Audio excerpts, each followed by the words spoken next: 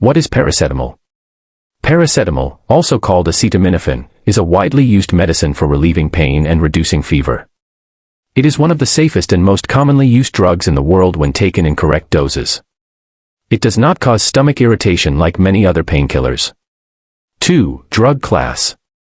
Paracetamol belongs to the class of analgesics, pain relievers, and antipyretics, fever reducers. 3. Uses of paracetamol.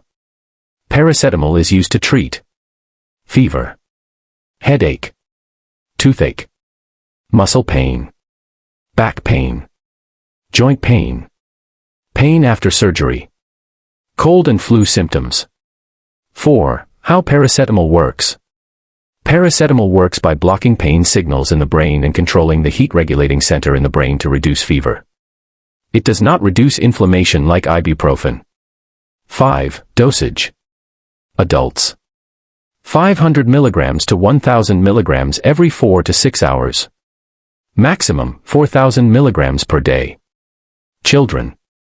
Dose depends on weight and age, usually 10 to 15 mg/kg. Warning: overdose can cause serious liver damage. 6. Side effects. Paracetamol is very safe, but possible side effects include nausea, skin rash, liver damage in overdose or long-term high use. 7. Precautions.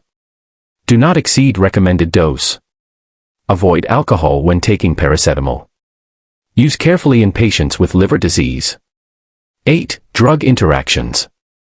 Paracetamol may interact with alcohol, antiepileptic drugs, warfarin, blood thinner.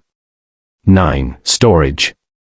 Store in a cool, dry place, away from sunlight and children. 10. Conclusion. Paracetamol is a safe and effective medicine for pain and fever when used correctly. It is suitable for adults, children, and even pregnant women, with medical advice.